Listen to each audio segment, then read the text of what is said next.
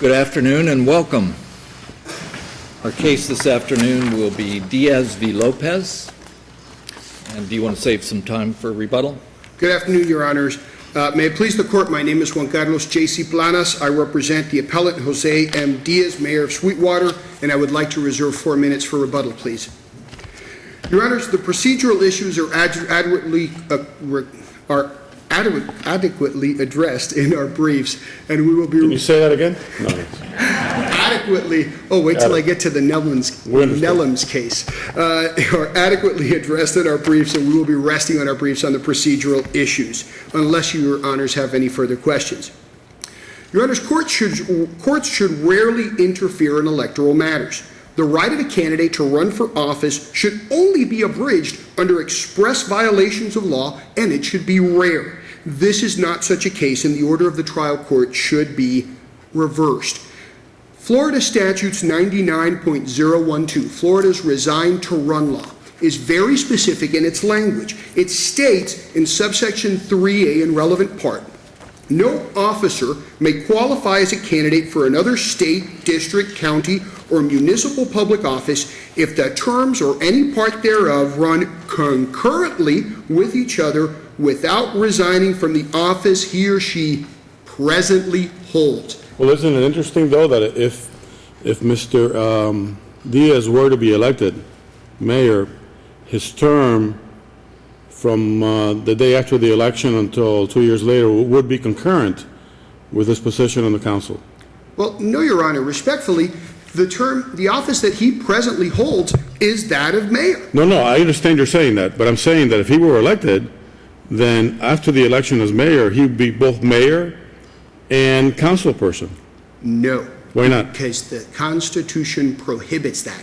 And that is why... I understand that. That's why there is a resign-to-run statute. Exactly. But he cannot be considered to be a member of the city council or commission and be mayor.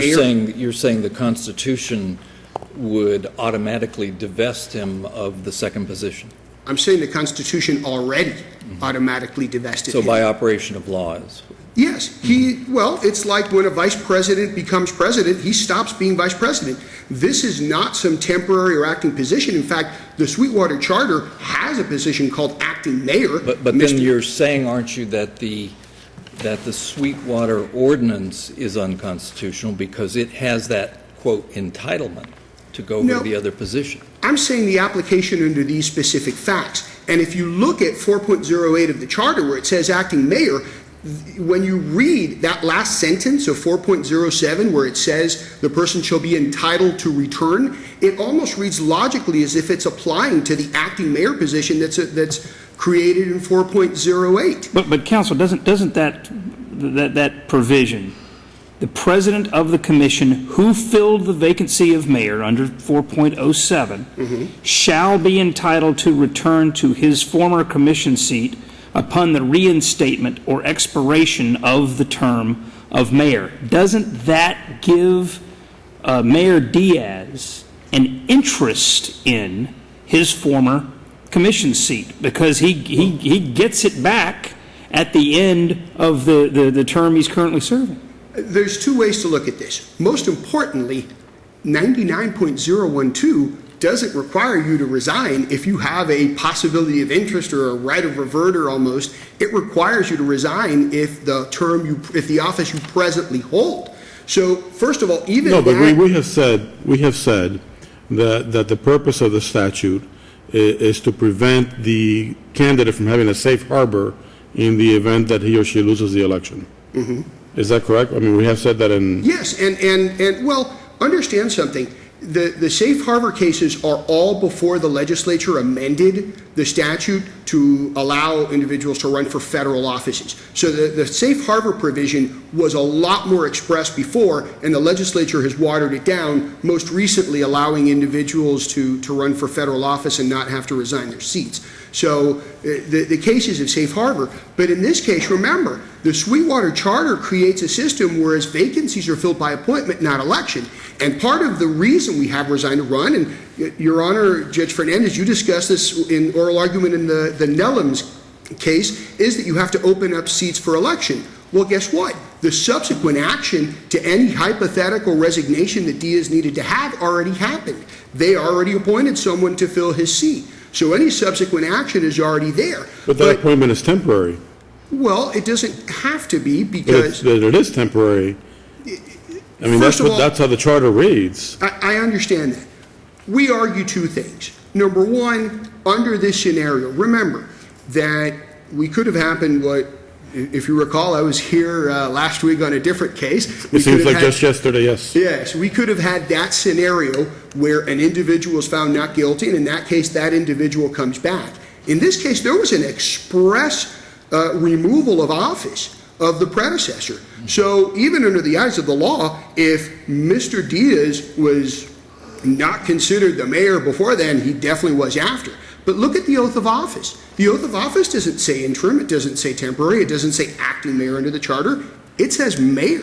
No, but counsel, the person who replaced Mayor Diaz on the commission, by virtue of 4.07, that term expires at the end of Mayor Diaz's term on May 12th. And he can be reappointed.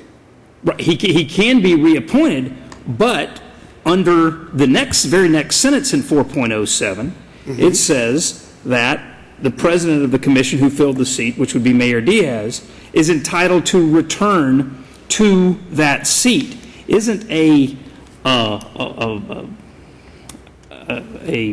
logical reading of that essentially that these positions are temporary, i.e. until either the reinstatement, which didn't happen in this case, or the end of the term, the calendar end of the term? I think we need to understand something in this particular case. Number one, the provision that allows Diaz to go back is probably not constitutional. This is, and constitutional in this application. Understand something. Although parts of the charter refer to this as a commission, if you look at McClellan's law on municipal corporations, a commission is a weak mayor where the mayor sits as the chairman, and they're basically interchangeable. This is a city council strong mayor form of government. You have a separately delineated executive and legislative branch. So why is that different? Because the constitutional provision on one person being in two different offices also prevents somebody having 1 foot in one and 1 foot in the other. And something that was discussed in the Nellum's case, in oral argument, was that if they were allowed to go back to the commission, even if it was for just 3 months, as in that case, they could still have ramifications as to, people appearing before. In this case, that 1 foot in one branch of government and 1 foot in the other is the specific thing that the Constitution tried to prevent in barring individuals from serving two positions.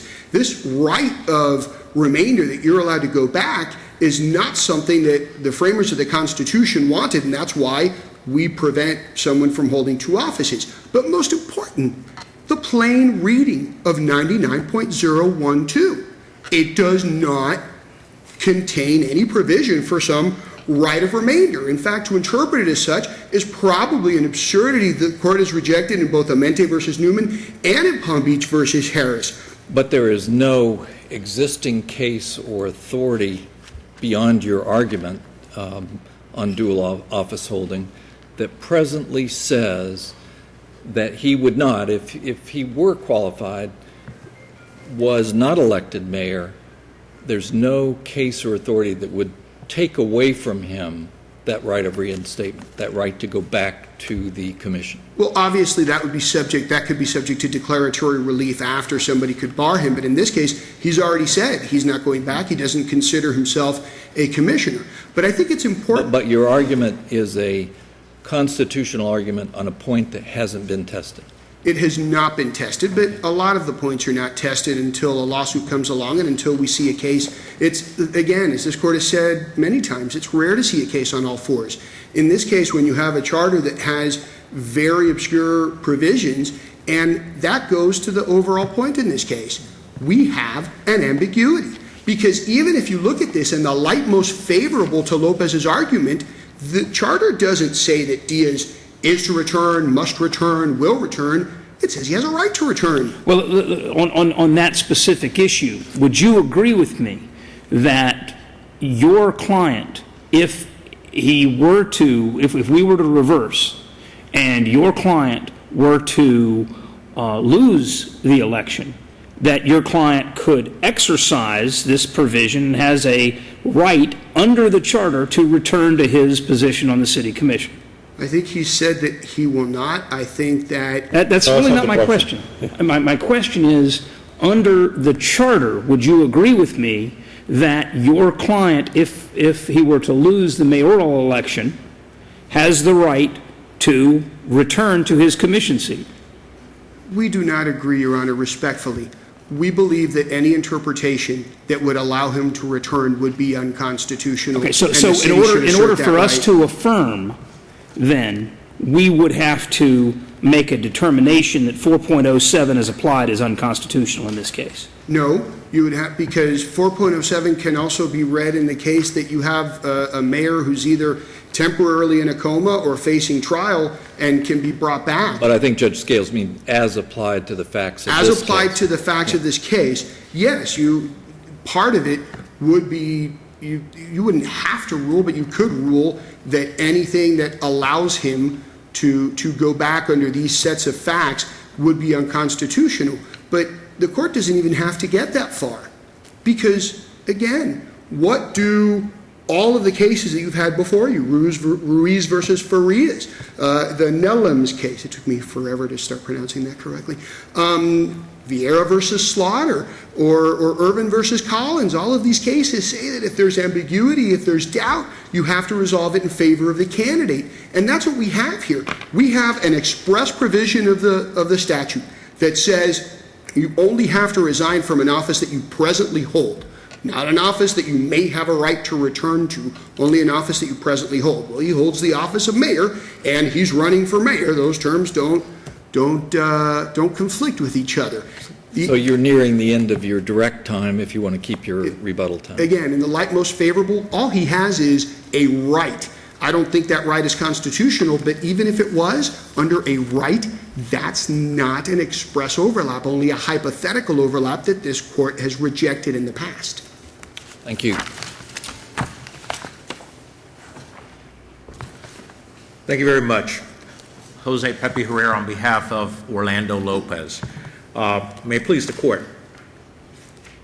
We need to start by focusing on the Sweetwater Municipal Charter, which was enacted by the voters pursuant to the Municipal Home Rule Powers Act. That seems to have gotten lost in some of the briefs.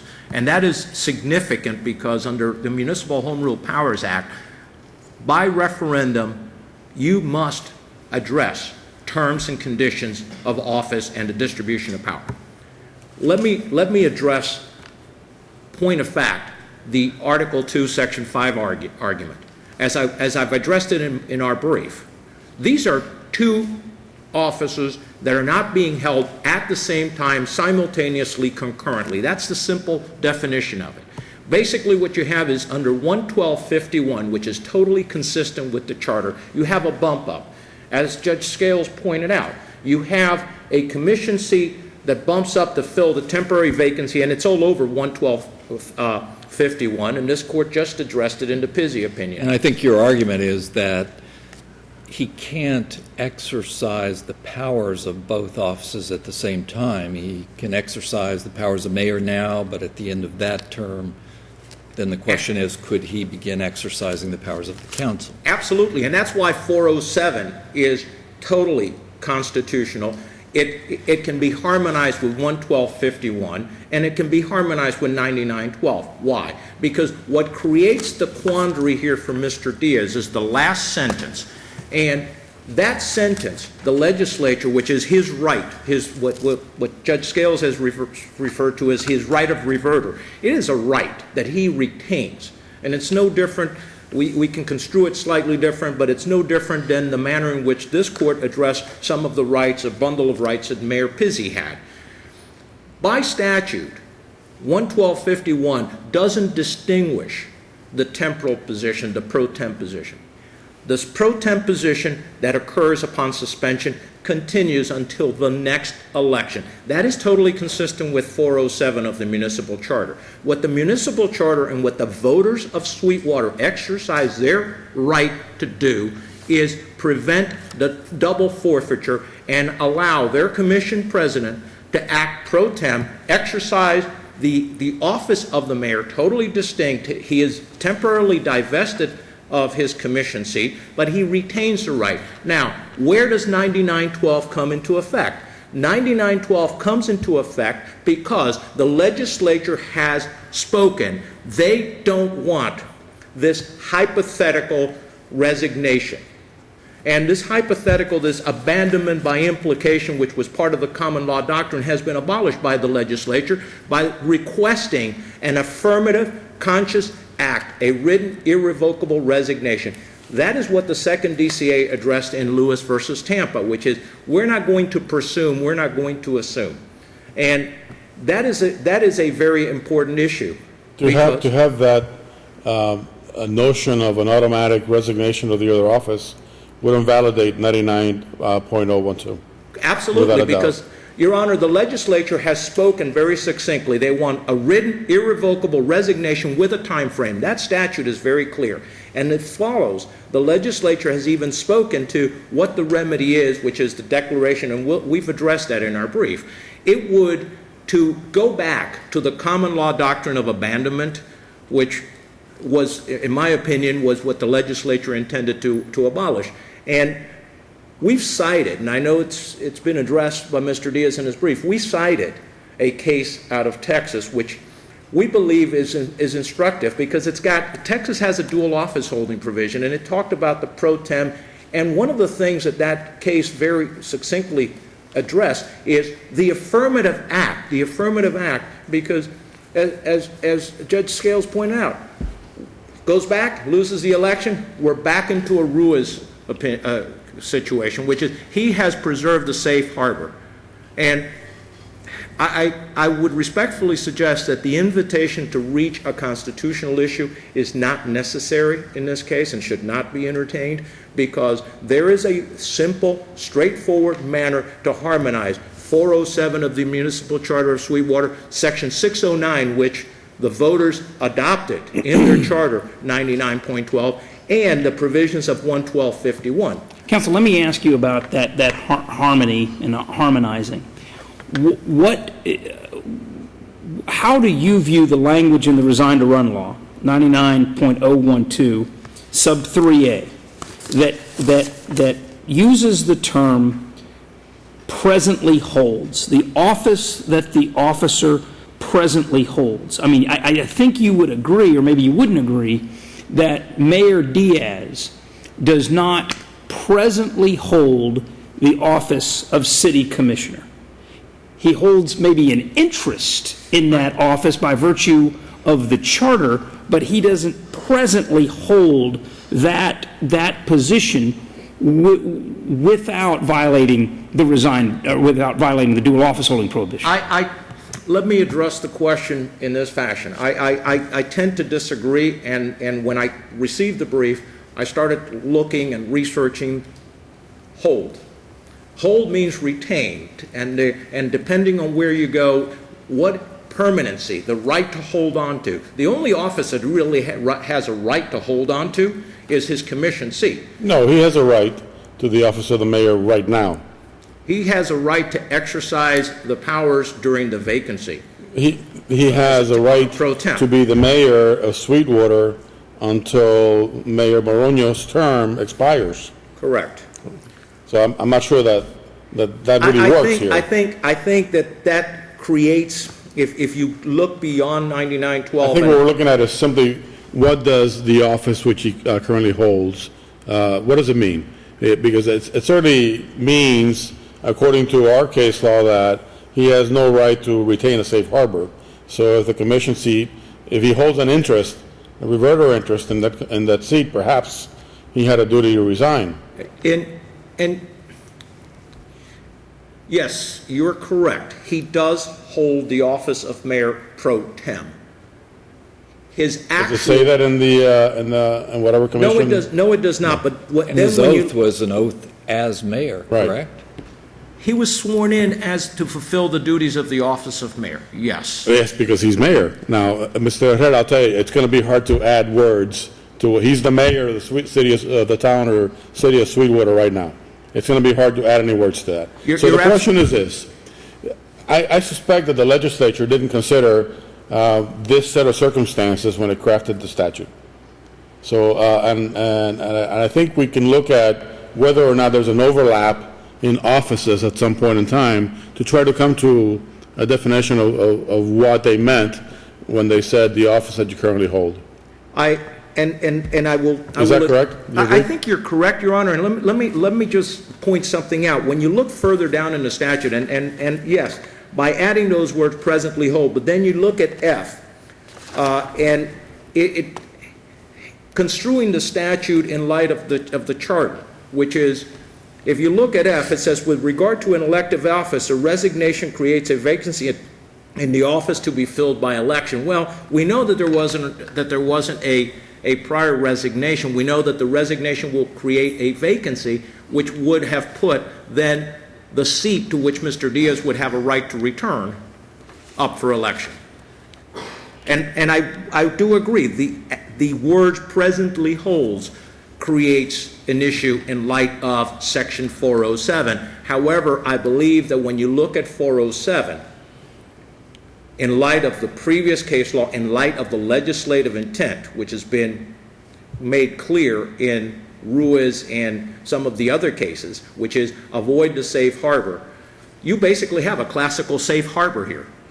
You have a classical safe harbor. Counsel, on that issue, what, from a practical standpoint, what would Mayor Diaz's resignation letter under the resign-to-run law have looked like? What would he have resigned? He would have had to resign to his right to fulfill the unexpired term to which the voters of Sweetwater voted for him, which runs until 17, and which the voters of Sweetwater would have expected for him to fulfill because they voted for this charter provision. That right that he retained by the express provisions of the charter. Correct. And in my opinion, Your Honor, what 407 was designed to do was prevent a double forfeiture.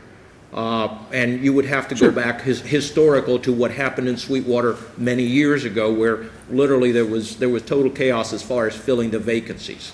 And if you look at the historical perspective of 407, I believe that that's what the voters intended. In other words, you don't want two of your elected officials to wind up forfeiting their office.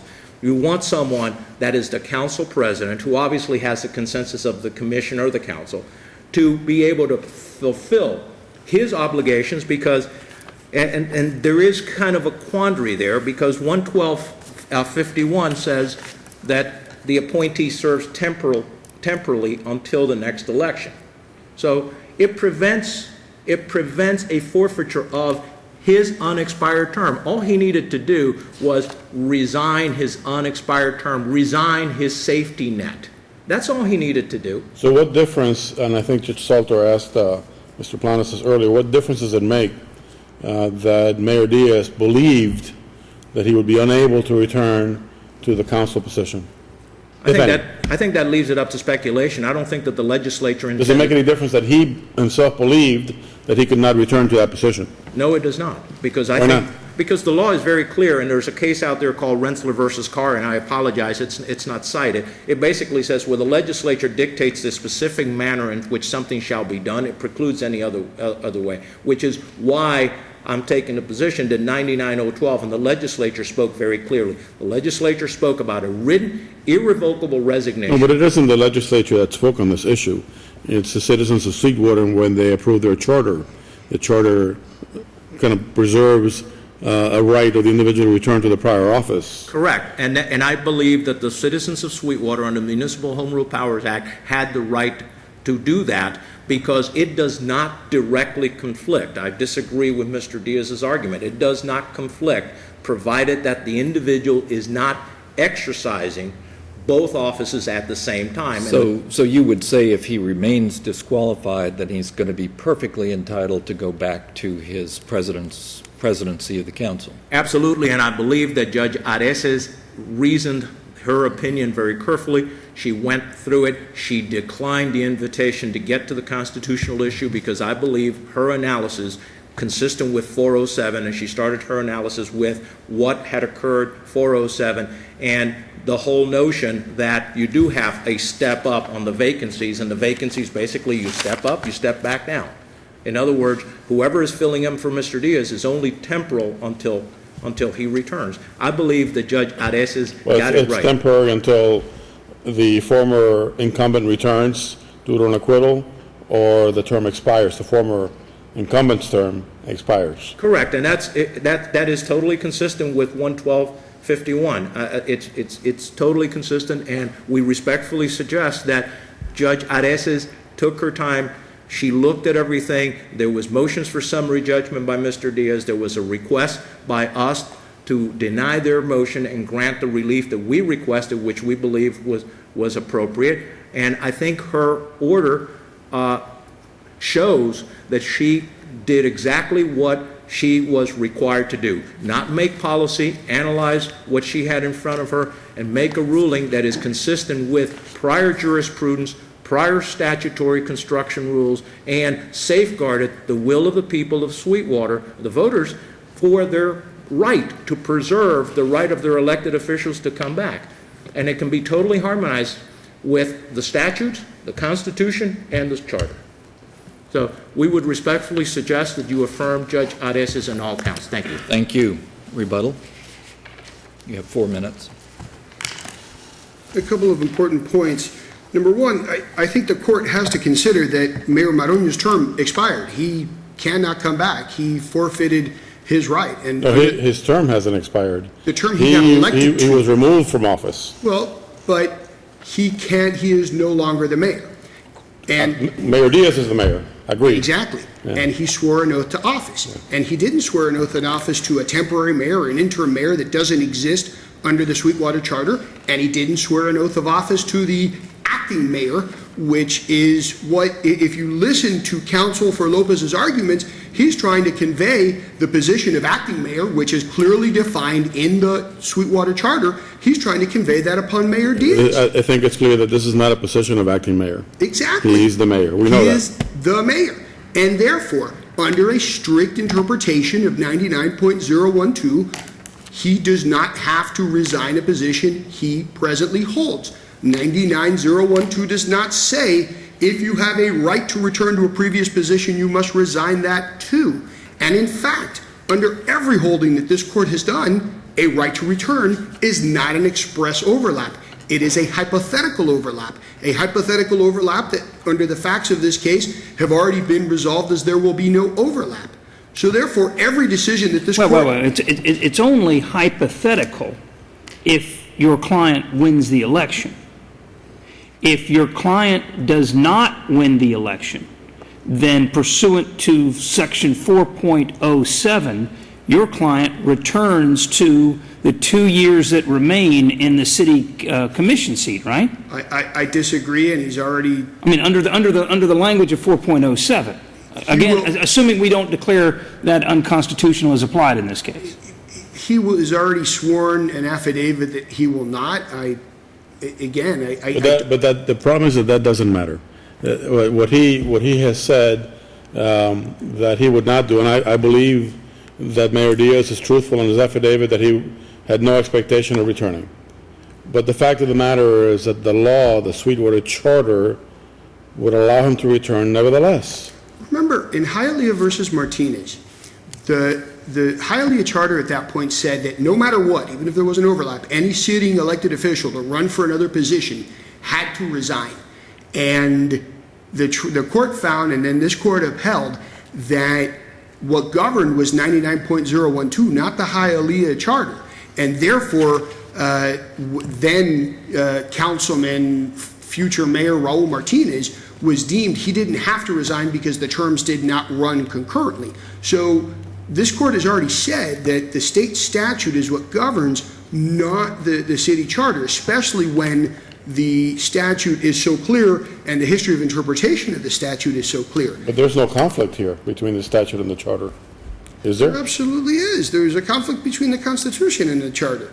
I mean, you're asking, it is our position that this right of remainder is unconstitutional because it would be holding two offices at the same time, because even a right to return is contrary to what the Constitution wanted.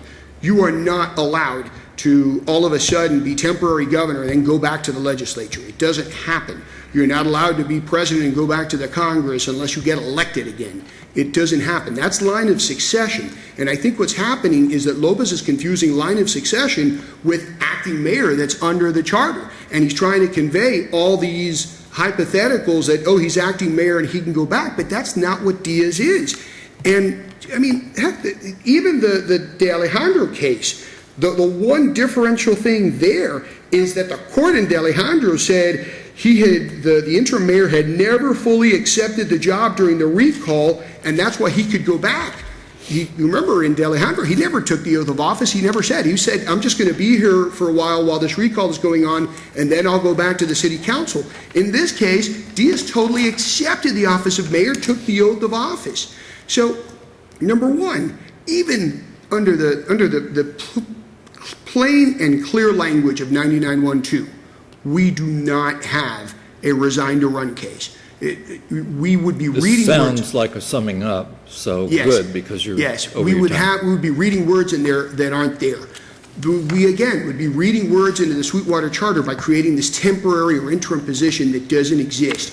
The fact that we have to go to 112.51 or Texas means that there's doubt and ambiguity, and this court has always resolved doubt and ambiguity in favor of citizens being able to elect the candidate of their choosing. Thank you. Thank you, and thank you all.